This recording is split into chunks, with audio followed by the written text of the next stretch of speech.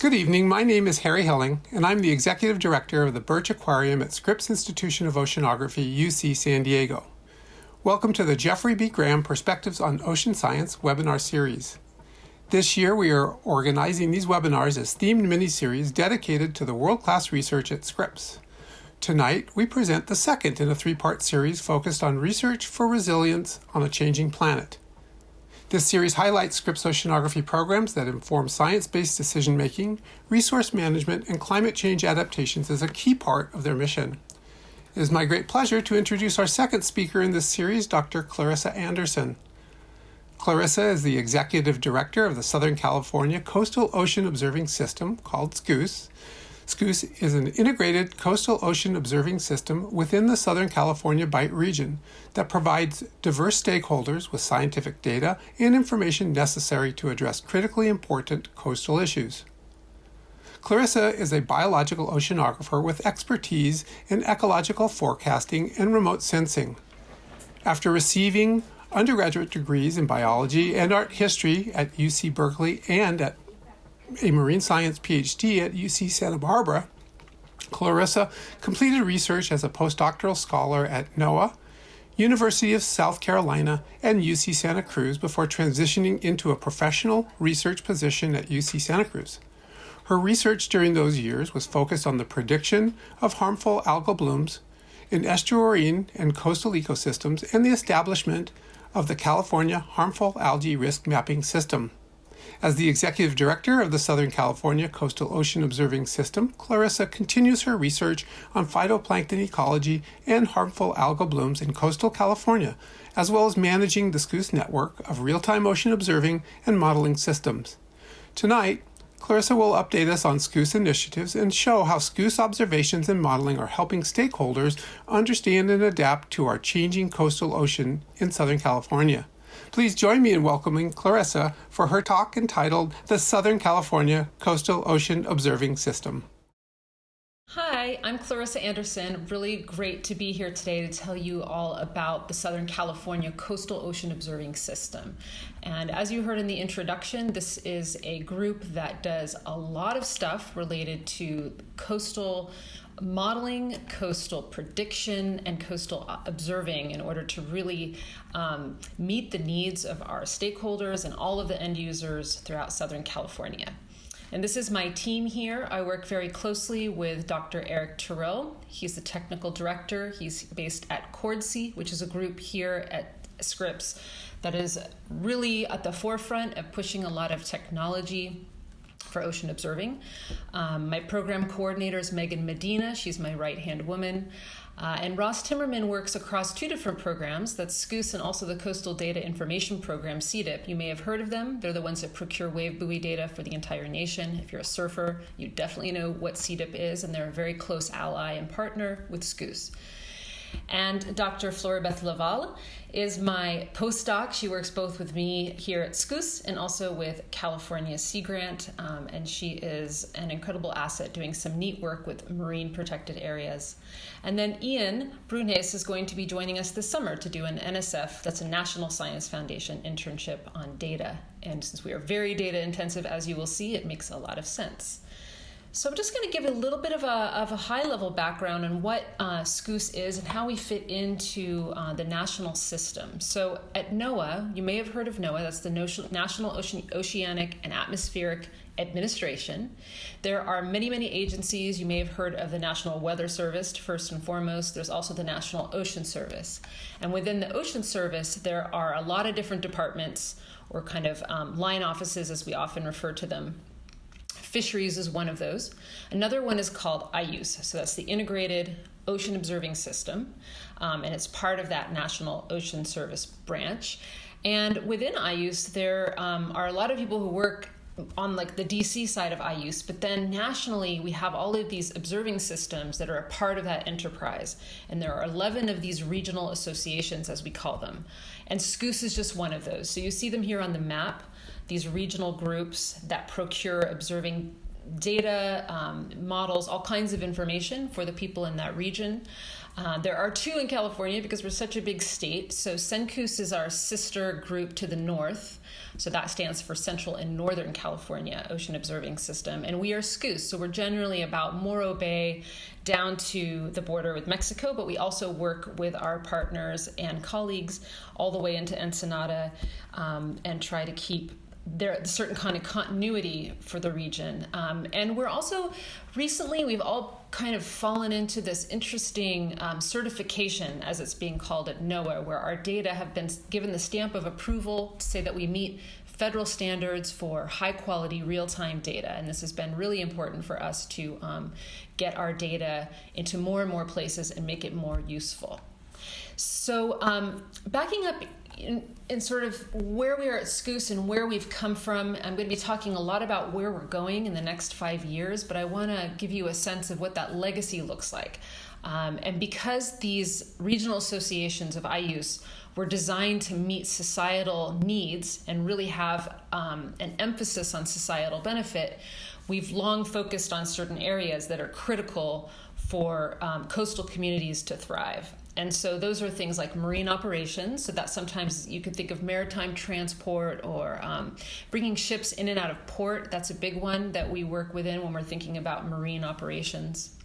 We also procure data that help even your recreational sailor get around, like radar data. I'll be talking about that in a minute.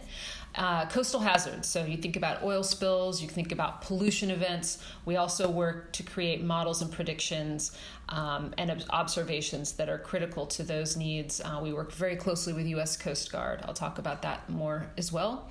Ecosystems, fisheries, and water quality. I will stress that towards the end of the talk and how we are working to expand our ability to meet those needs. And we also have a fundamental and critical dedication to understanding climate variability and change through observing the systems and how it's changing through time. So we have a vision and mission that is not unlike the other regions. We all maybe slice and dice those words a little differently, but SCCOOS and SCCOOS have a pretty shared vision and mission to create a healthy and prosperous ocean. And we want that to be powered by the information that we're bringing to bear through observing and through modeling. So we produce, integrate, communicate this information. We hope that it's high quality. We try to make it as science-based as possible. And we do this in order to promote coastal ocean safety, resilience, and sustainability.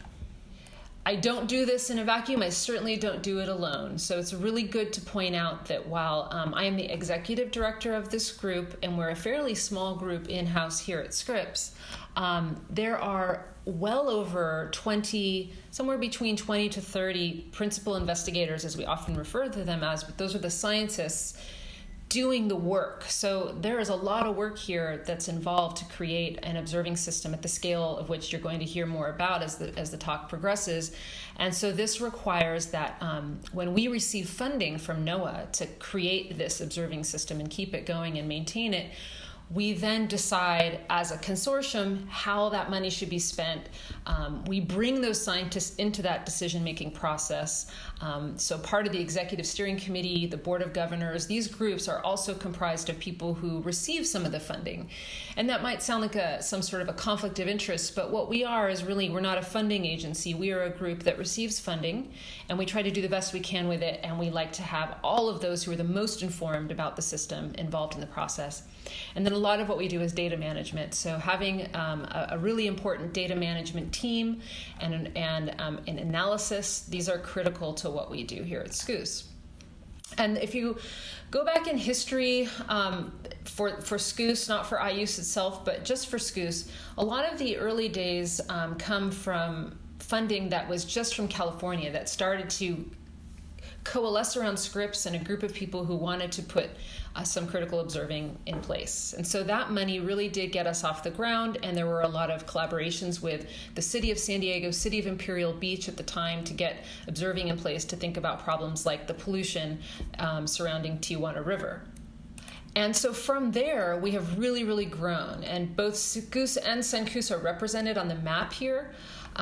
Those early days and that early investment from California was mostly things like what we call high-frequency radar. That's what the HF radar here refers to. And gliders. So those are autonomous vehicles that are out in the water sampling the surface to subsurface. So they go quite deep and they go very far offshore.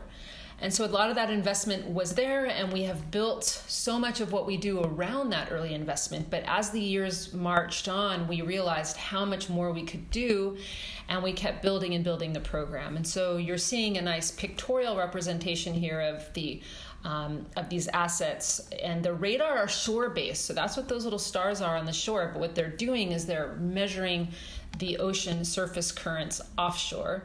The gliders are represented in those black lines. We also have shore stations that get you real-time data from temperature all the way up to things like chlorophyll, which are the phytoplankton, and whether they're blooming or not. We have moorings up and down the coast, and we also support ship-based sampling like the long-running cruises here out of Scripps called Cal Coffee. This is another picture. This is one we put together recently. It's going to give you more of the three-dimensional picture, and this really just focuses on SCCOOS and what makes us a little bit different from some of the other regions. We all focus on things that are germane to what our users need, and there's commonalities there, but there's also differences. For instance, in Southern California, one of those big differences is illustrated on the upper left here as the dynamic underkeel clearance project. So you see a huge ship there. These can be oil tankers, cargo ships, but the important piece of information here is that these are massive vessels that are coming into the port of LA and Long Beach. This is an incredibly important economic port for the U.S., where 30% or more of the goods coming into the U.S. are coming through that port. You probably noticed during COVID how important that was when things weren't arriving to you because we had these big traffic jams outside of the port as these ships were sitting. And as these ships have gotten larger and larger, particularly oil tankers, they're having a harder time getting into the port. These channels were not designed for ships with that kind of a keel, and so those margins that they're dealing with are quite small, and when the swell is such that they start to tilt, you can have 1 foot of that create 10 feet of draft. And so these are really critical thresholds. They need very, very detailed information. So SCCOOS works really closely with CDIP, who works closely with the Marine Exchange of Los Angeles and Long Beach, as well as other private sector partners to provide those data to these ship captains when they're coming into port. And this is something that's clearly critical for our region. You go to other regions where you don't have large ports like that, that might not be something that they focus on. We also focus a lot on water quality because we have places like the entire county of Los Angeles in our region, and there is a lot of human-based pollution that may or may not be bad for the environment, but it needs to be monitored, and we need to be able to tease out some of the effects of that from natural things that are happening in the area.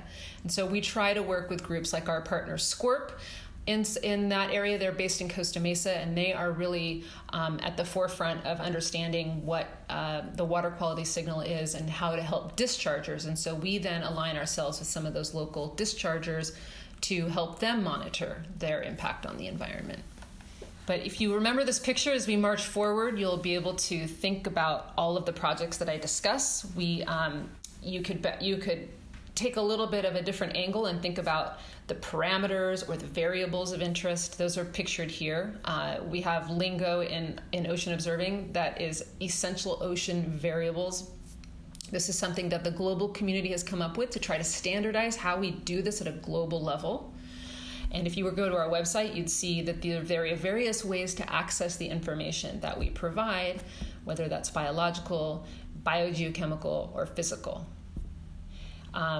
This is a less exciting slide, but it does come from our recent vision for the next 5 years and how these core variables that are so important to IOOS and so important to the global observing systems are coming together. And more we are coming together to think about not just those ocean variables, which are often physics and chemistry based, but what we want to think of as essential biodiversity variables. So how do you move from something like the bulk biomass of chlorophyll, which just tells you how much plankton is possibly in the water to what kinds of plankton is in the water. That's biodiversity. And we're trying to push the envelope to get to these more critical things, move up the food web even, think about the marine mammals. We want to observe them, but we want to also come up with some more, I would say, larger scale ways to observe animals and what they're doing through things like animal telemetry. We're trying to push the envelope in some of these areas, and I'll get into that in a minute. So this is a little bit of a representation of that vision. On the left, we have a wheel that is telling you how we engage across those focus areas with the kinds of stakeholder communities that we have in the area, whether that's scientists and educators. Of course, scientists are a stakeholder community. A lot of our data is produced so that scientists can do better science. And then we work with groups like marine mammal managers. We have environmental managers with dischargers, people in fisheries managers, but also commercial fisheries and aquaculture, emergency responders like U.S. Coast Guard, and the list goes on. So on the right, you're seeing this a little bit more of a new vision that's coming into all of ocean observing around the world, which is now that we have lots of great physical measurements in place, how do we layer on the biology and the biodiversity so that we have a holistic vision of the ecosystem and an understanding of how ecosystems are changing? And those goals, as we were thinking about what the next 5 years would look like, we had to articulate what those high-level goals are. And they cut across these various systems in place: ocean observing, data management, so DMAC just refers to how we deal with the data and deliver it in a timely manner.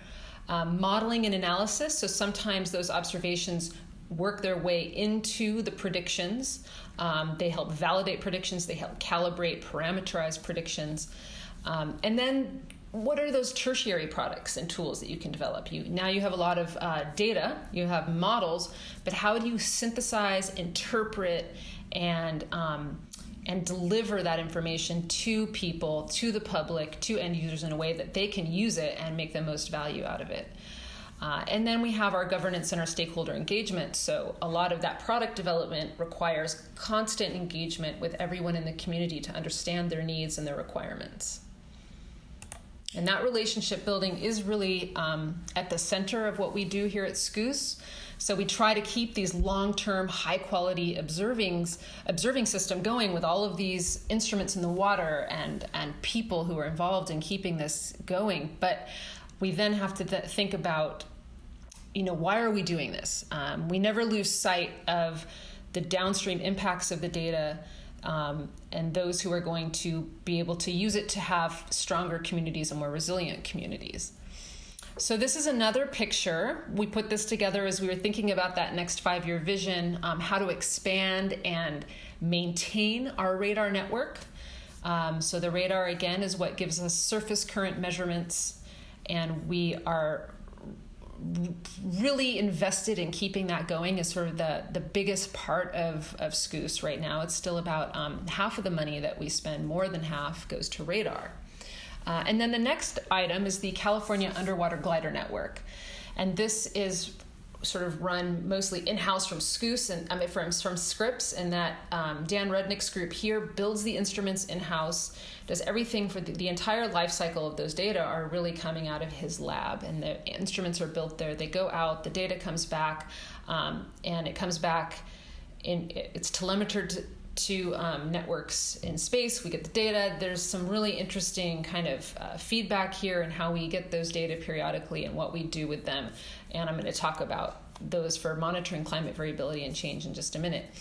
And then harmful algal blooms. You heard about that in my introduction. That is a big part of what we do here at SCCOOS too. We've been growing the monitoring program for HABs, and we have thought a lot about how to make that is complementary with the modeling that's happening in California as well. So I'll touch on that later. And then automated shore stations. This is another one that you may have heard about because we have a very long-running shore station here at Scripps. That is the manual shore station program. It's a slightly different program that is run from the state, but it's very synergistic with the automated sensors that we have at the pier. So the sampling is done somewhat in tandem, but we have extended it up the coast all the way up to Cal Poly. We support those shore stations up through Stearns Wharf. We share that site, Cal Poly, with SCCOOS, and then they have their own sites in Northern California. So I'll get back now to that radar. I keep throwing it out there as a little bit of a teaser. These radar, which are just these antennae, they're quite unassuming. If you look at the picture on the right, you'll see that radar. This is one that sits right outside my office here at SCCOOS.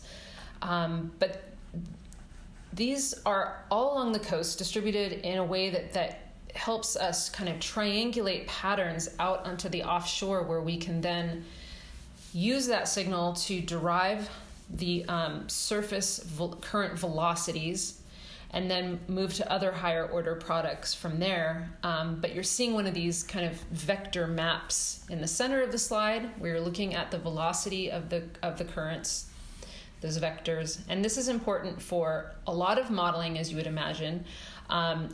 These data go into things like SAROPS, which is the search and rescue modeling environment that the U.S. Coast Guard uses. And that picture on the bottom left is a picture of someone from CDIP and myself going out with the U.S. Coast Guard. In that instance, we were taking photographs of the coastline for erosion from helicopter. But one of the reasons we're able to go out and do this is because we have a close relationship with Coast Guard. They're able to narrow in when they do search and rescue and get to people faster by having these data. These data are also really critical for oil spill response. So the models that both the federal government and the state government use to mitigate an oil spill, figure out where the oil is going, where will it hit landfall. Those are models that really require this kind of data. And sometimes we can do that forecasting just with the radar data alone. Other times it gets assimilated into a more complex circulation model. And there's myriad ways these data are being applied for ecosystem work, looking at the way larvae move in and out of marine protected areas. How connected are those MPAs one to the next? These data tell you a lot about that. So sort of an endless applications. We have a lot of stakeholder groups in the area that we work with. Also, we work with Mexico because as you go, even though we don't have a lot of radar going into the Ensenada area, the ones that we do have give us a great picture of what's happening with a lot of the aquaculture that's in that region. And then very importantly, I'm going to get back to this, these data create a plume tracker for the Tijuana River. And so when we want to think about where the pollution is going, when there is a rain event, and if there's a lot of flow coming from the Tijuana River Valley, we're able to map that flow and look at how the plumes are extending up the coast. So I referred to the glider network earlier. Here is a kind of a noisy slide, a little bit like the last one, but I hope it doesn't get overwhelming. On the left, you see the map of the glider lines that we're supporting.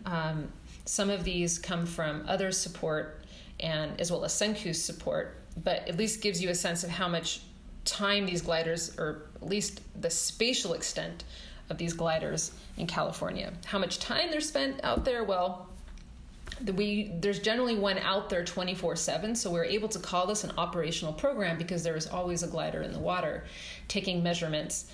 And what you're seeing on the far right is how those data kind of get translated.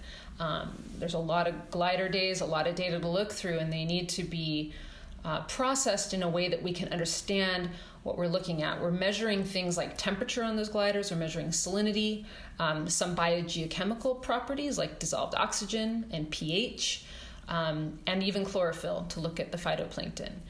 If you just isolate temperature, like you see in the plots on the right, you can start to think about what do those large-scale patterns in temperature look like for an area like the Southern California Bight.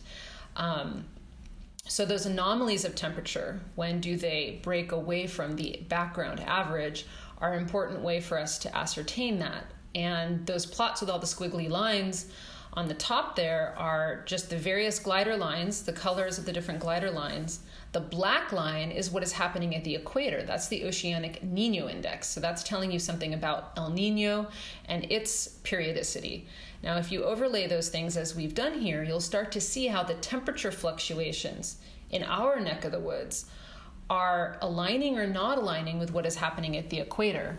So these are data from about roughly 10 meters where the glider collected those temperature data, and you're seeing that for all of the glider lines in California and how very closely coupled they were with the El Nino signal until about 2014, when we had the Pacific warm anomaly, or is what most people know of as the blob, when we had incredibly high, anomalously high temperatures in the region. If you look at that plot just below it, right when it starts to get extremely red, in the diagram below that line plot, you'll see that that's about the same time. So this is the blob kicking on. And as you march up that plot from 2015 to 2021, you can see it's still quite red. If you go back to the line plot and do the same thing, you start moving right, you can see that a lot of the temperature fluctuations in California, they've come together to match what's happening at the equator, and then sometimes they don't. So we don't know if we're in a different regime where we're no longer coupled with changes that are happening in the Pacific as a whole, and now we're almost in our own little regime of warming that seems quite disconnected from the El Nino signals at the equator. But that warming seems to persist. It's not as high as it initially was when it was 2 degrees centigrade above the background, but now we are in a place where it's still quite high. And there are fluctuations there. But if you look at line 90, which is Dana Point, on the right, you can see that that temperature anomaly is really even more tightly aligned with that El Nino fluctuation, except for the time period that we're in now. And so we call that the SoCal Temperature Index, and we've been producing that as a product with the spray glider program here at SCCOOS. So harmful algae, this is one that's near and dear to my heart. You heard in the introduction that I spent a lot of time thinking about how to observe and model harmful algae.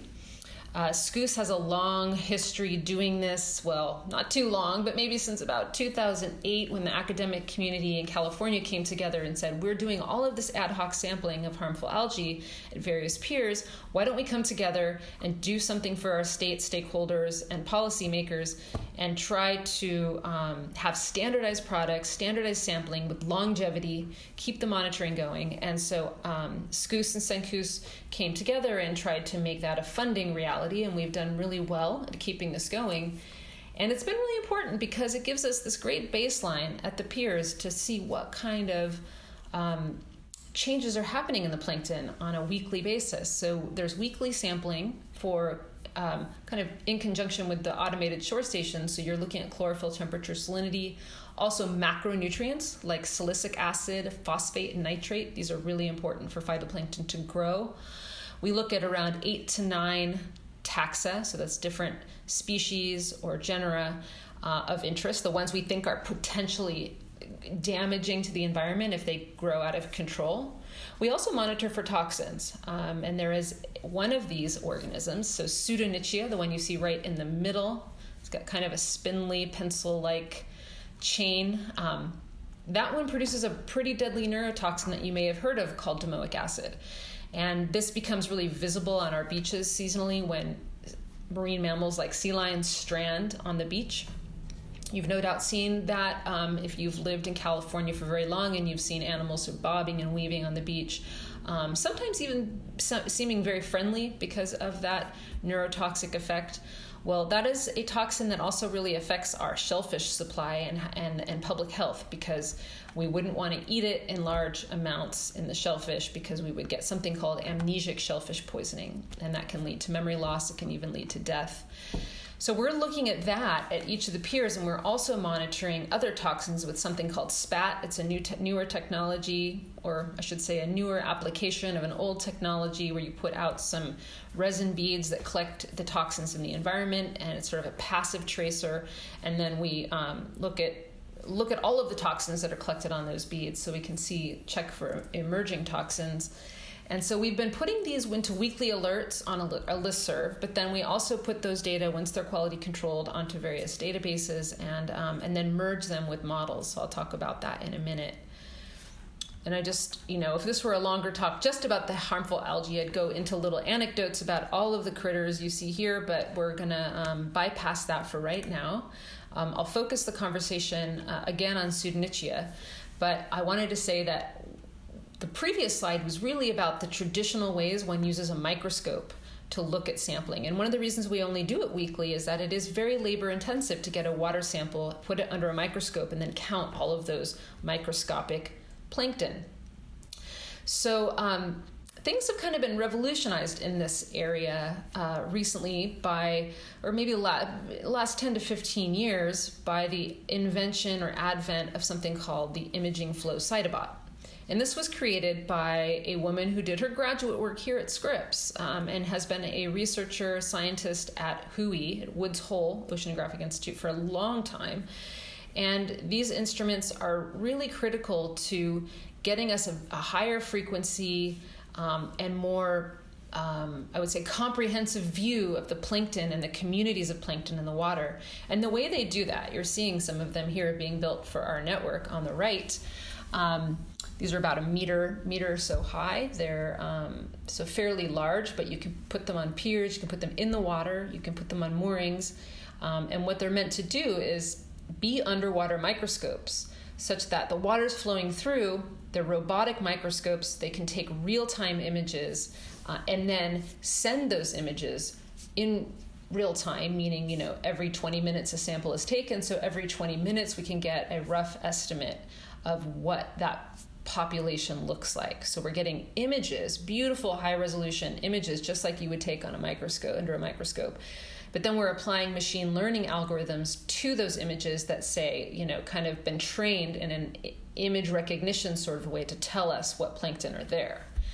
And recently, working with SCCOOS, we have obtained money from the state of California to grow a pretty large network of these at all of the piers where we do the weekly sampling, and then also on moorings to understand offshore initiation of harmful algal bloom, since a lot of these things do happen offshore. And so that network will be 10 or 11 imaging flow cytobots big. We are working with umpteen partners, many scientists, the private sector. We have dischargers involved. They're even buying their own imaging flow cytobots to create, to become part of this network. And then we'll be working on cruises like Cal Coffee and other water quality cruises that the dischargers do and that SCORP does, to say what is happening offshore. We don't want to just know the nearshore picture. And the reason for that is they're often very, very, very decoupled. You can have a bloom offshore and not one at the piers, and vice versa. So I kind of alluded to the modeling, and you heard in the introduction that I was involved in something called the California Harmful Algae Risk Mapping System. So we call that CHARM.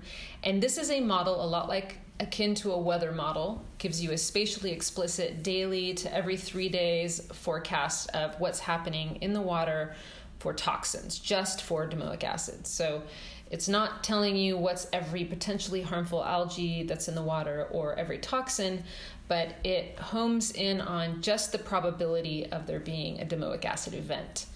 And that model goes out now. We sort of moved it into the operational NOAA space a long time ago with a group called Coast Watch.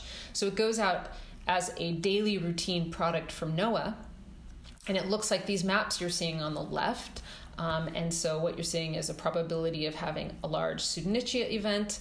In the middle, you're seeing the probability of having a large domoic acid event. And on the far right, the probability of having a domoic acid event that's really even more, maybe where the cells are at a different phase. We call that the cellular domoic acid. So that's where maybe the earlier stages of a bloom, when individual cells are more toxic.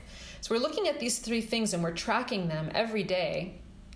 And our stakeholders, they like it. They like that they can see what's potentially happening offshore and at these really large scales for California.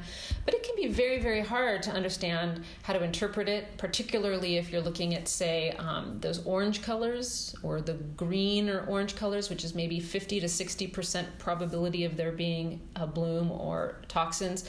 how do you really calibrate that for yourself, and what does that mean for the resource you're protecting? I know that like some of us might take an umbrella out when there's 10% chance of rain, and others might only do it when there's 90% chance of rain. And we're trying to calibrate this for our stakeholders, maybe not in a numerical way, but in a way where they can say, well, what did the peers tell us today? And what did the California Department of Public Health say was happening when they did their sampling in various sites in California? And then, were there marine mammals stranding from domoic acid poisoning? And if so, were they stranding in areas where the model said there should have been high domoic acid? So we're bringing all of this together on a monthly basis. We call this the California HAB Bulletin. You're seeing pictures of many of the stakeholders that provide us data on a monthly basis. We get data from every marine mammal stranding group in California, including SeaWorld. And these groups are working very closely. They're dedicated to this because they realize how much this helps them think through the multifaceted problem of observations in one place say this, a model says this. Sometimes there's a mismatch. Doesn't mean that one is wrong. It just means you sometimes have mismatches of things in space and time, and that's just the nature of it. But this is a retrospective product. It comes out every month and tells them what that last month looked like, so that maybe when they see the model in the following month, they'll have a better sense of what to trust and what not to trust. And another big program that I have mentioned several times now is the Automated Shore Station program. And it kind of goes hand in hand with that harmful algal bloom program because they all happen at the same piers in California.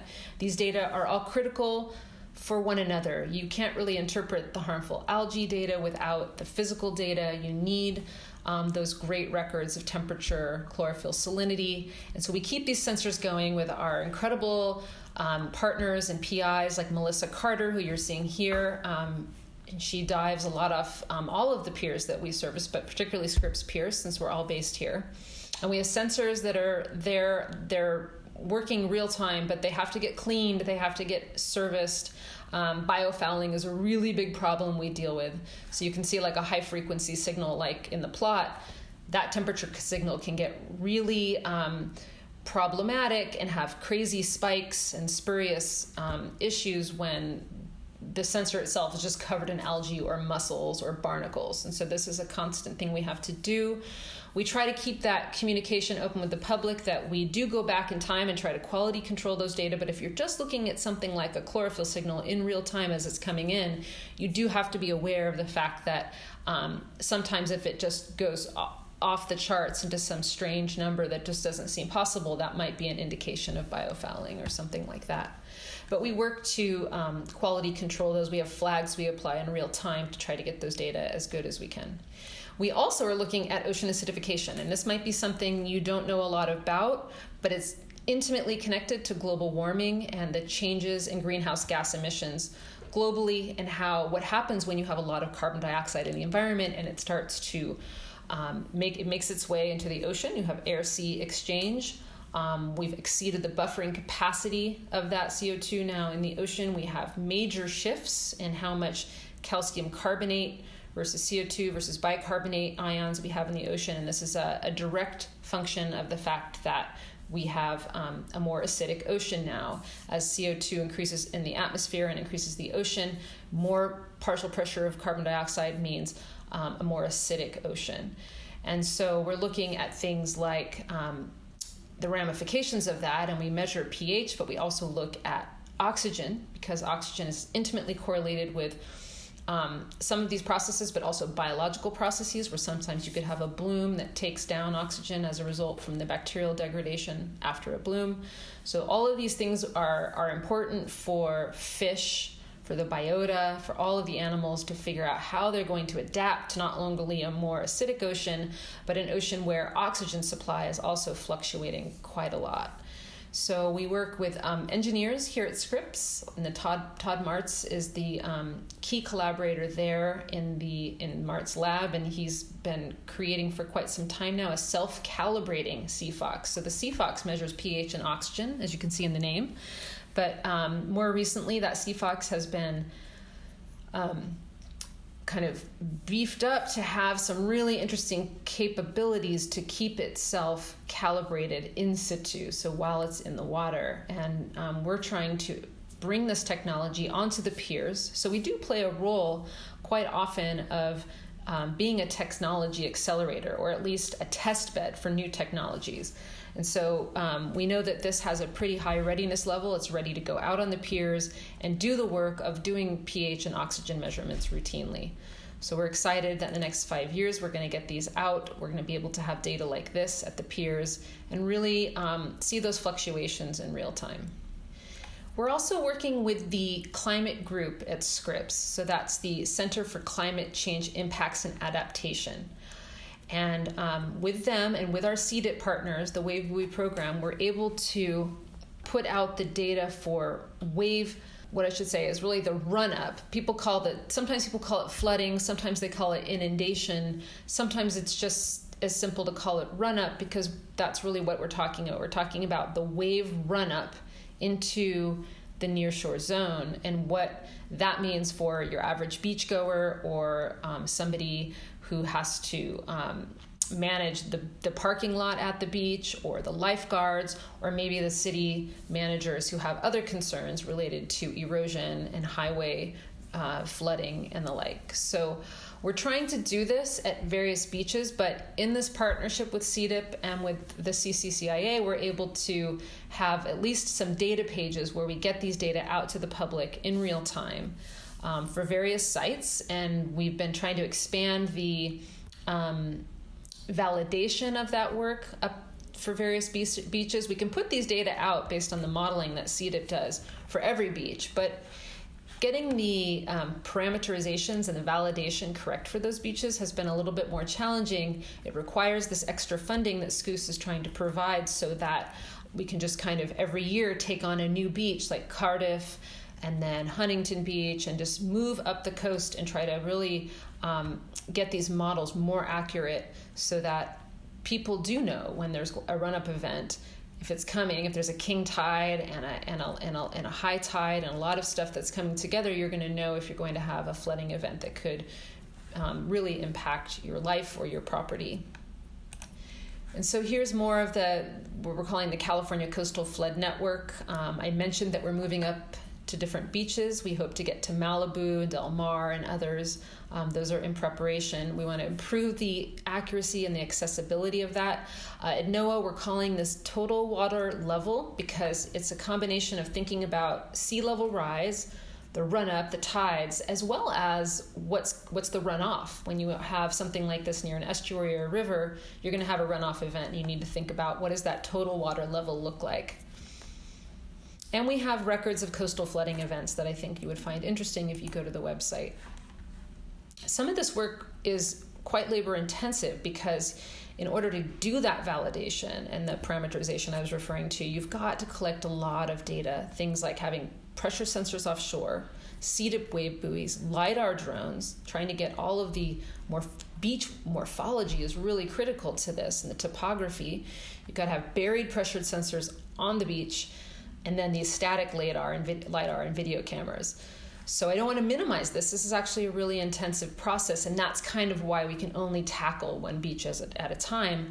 But as you can imagine, this stuff's really important for coastal resilience. The state of California is very interested in this and what it tells us about sea level rise. What does it tell us about how quickly a given coastal zone is going to get eroded or have flooding problems as we move forward in time and as climate change continues to be a problem and worsen. We're working with our partners in fisheries like Cal Coffee to bring together data, synthesize everything that they're looking at with everything we're looking at, as well as the state, and try to say, if you've got fisheries managers on the federal side and the state side who need all of the best available information, do they have the integrated regional data and products that they need? Do they have the interpretations they need and the synthesis that they need? So we're working with some great data scientists to make that a reality. We also have partners that come out of the Farallon Islands Institute, so that's Northern California, but they are working with us to get the observations of seabirds and mammals on Cal Coffee cruises. So we have a number of partners at Farallon Institute who they themselves or they have other partners who help them collect those data, but they go out on those quarterly cruises, collect those data, put them in reports, and we are now working to get those digitized so that they will be maximally useful when we think about integrated assessments for fisheries. We're going to start to bring in new products like kelp canopy, area, and biomass dynamics. This comes from some pretty neat research that came out of UC Santa Barbara to take remote sensing imagery of kelp, and then from that derive the biomass, how well is it growing, how productive is it, all kinds of interesting physiological traits that you can get from those snapshots. And so now, instead of having to take airplanes out and make these expensive aerial snapshots as the state used to do a long time ago, we now have daily imagery sometimes daily, but at least weekly imagery from things like Landsat, also from sensors like MODIS. So this is pretty exciting, and we're going to be working with the people who have created these products to make them readily available to the public, to the state, and also synthesize them with fisheries data. And part of the team at Farallon Institute has been creating an index. They're calling this the multivariate ocean climate indicator. This brings together a lot of information to capture variability in the system, variability that's associated with El Nino, variability that is associated with things like the Pacific Decadal Oscillation. But it also includes data from buoys. It tells you when there's upwelling, high upwelling, low upwelling. And so when you merge all of that, you get a pretty cool product that aligns well with some of the population dynamics in the food web, what birds are doing, what certain marine mammals are doing. And we want to make this a critical feature of our synthesis work when we create products for our stakeholders. And then on the modeling side, we've been working with modelers at UCLA to create the Regional Ocean Modeling System. We have a real-time product, and then we have this one, which is more of a research product. This kind of pushes the boundaries of what we can do with predicting circulation using these hydrodynamic principles.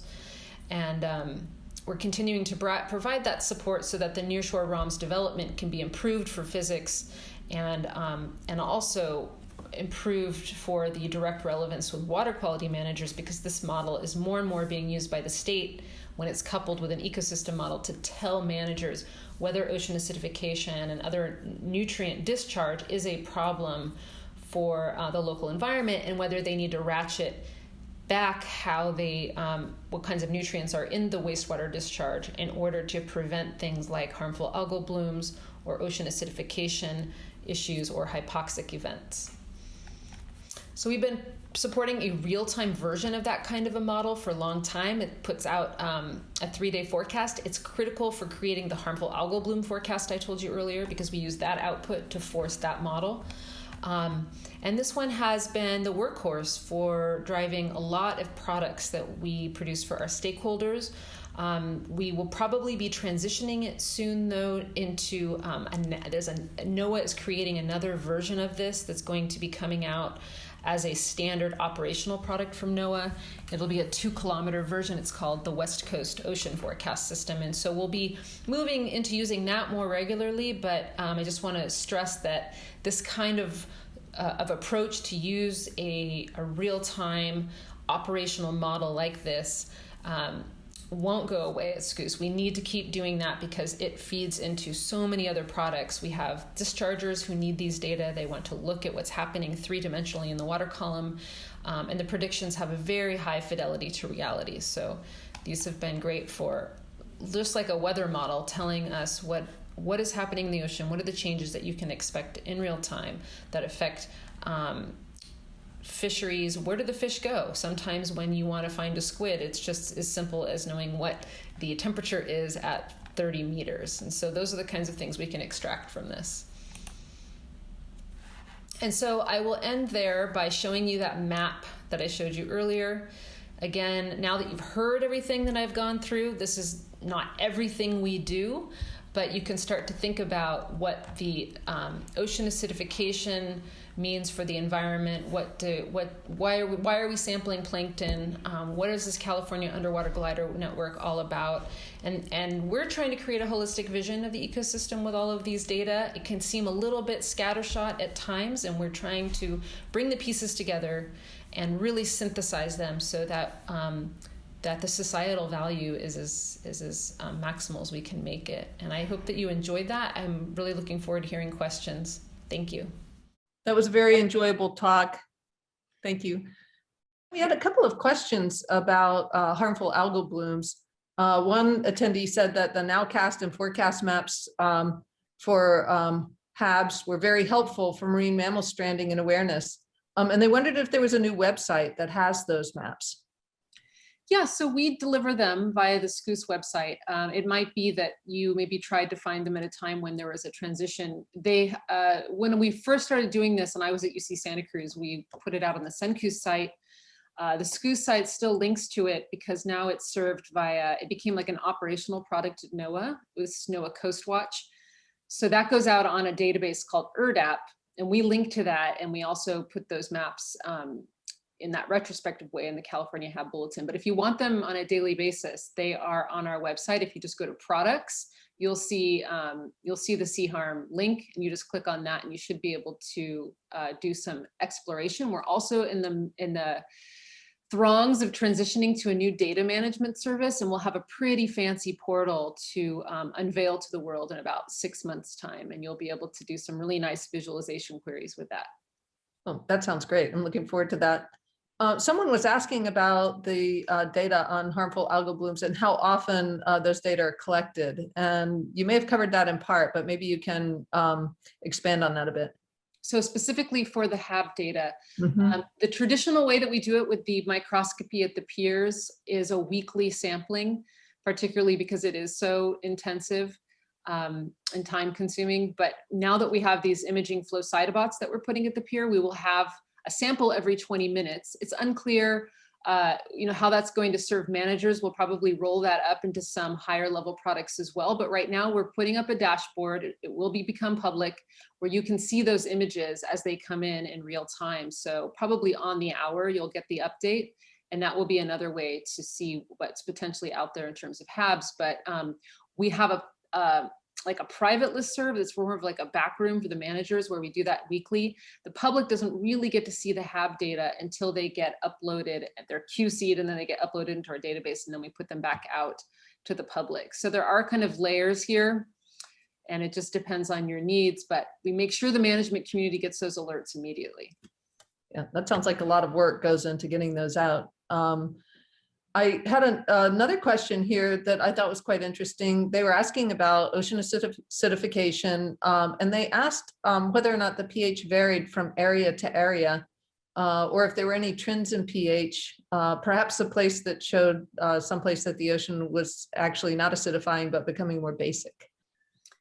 So I don't think the trends have shown a change towards things being more basic. The thing to remember about pH and also about oxygen in our environment is highly, highly variable. So what you will see are day-to-day fluctuations, seasonal fluctuations, some that kind of push outside of the envelope of what organisms can really tolerate or what they've been evolved to tolerate in our region. You'll see things on the very low end that you might construe as basic. And it just fluctuates. But I think the thing that we're worried about in terms of climate change is that as those fluctuations continue, what does the variance do? What does the variability do? And what do the extremes look like? So as the extremes worsen in one direction or another, and we're really more concerned about the acidic direction, do we then push the boundary of what the ecosystem can handle? And that's what we're seeing more and more of at many sites up and down the coast. And you see a lot of that variability during upwelling when you tend to bring up old water that's actually really high in carbon and CO2, so it's actually pretty acidic. It's also usually low in oxygen. And these are the things that can push those events. And it's kind of a more of an event-driven issue is what we're finding in California. You really see that in Northern California. We see it less so here, but it's expected that that trend will continue as we move forward if we don't curb greenhouse gas emissions. Thank you. Yeah, this is perhaps a somewhat related question. This is from a student at UC Riverside who's interested in animal conservation. and they were saying that you had covered how your data helps with some of that research on marine animals, but they were wondering if you could elaborate on that just a little bit more. What are the connections between the physical measurements you make or the HAB measurements and marine conservation? Yes. So as far as the marine mammals go, we're probably not directly influencing conservation in the sense that we're not making products yet that affect conservation. We're creating these forecasts, we're collecting data, we're trying to put the pieces together. That can certainly help people who are doing work towards conservation to understand the pressures on a given population. So we're trying to contribute towards that. We're also working on a marine protected area project where we are pulling together models like sea harm. And then there are some other interesting models. One is called EcoCast, and it tells you what is the likelihood of catching bycatch, which we clearly don't want to have, relative to the likelihood of catching a target species if you're a commercial fisherman, and then also looking at the likelihood of protected species being caught. So it kind of weights all of these things and gives you a sense of what that looks like in space and time, just the way sea harm does. And we're looking at the cross section of all of these to understand what the pressures are in a given MPA, and put that modeling together in kind of a management tool where they can query at a pixel level what's happening in their MPA, and also looking at some other interesting models that I won't go into right now for sake of time. But that's meant to help them understand some of this stuff. One of the layers that's in that EcoCast model is a sea lion layer, and they can start to pull that out and see what the pressures are on sea lions. But we know that even though these domoic acid events, for instance, are just they're events, and sometimes they're acute, other times there's this chronic level of domoic acid that's out there, and these animals are often chronically stranding. There are pressures on these populations over time that we're only, I think, just beginning to get a handle on. What does it mean? Sea otters, for instance, we're starting to understand are getting hit by a whole number of toxins, not just domoic acid, and they're getting toxins from land-based harmful algal blooms.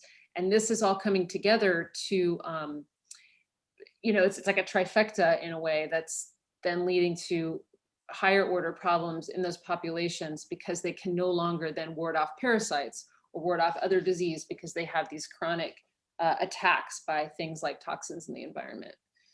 So that's really interesting. So SCCOOS is quite active in helping with the marine protected area monitoring. Is that correct?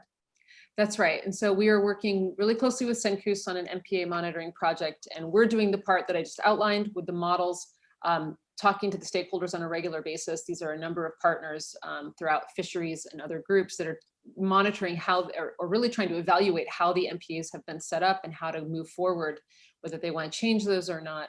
And they want to really evaluate the oceanographic context that surrounds the data that we do have.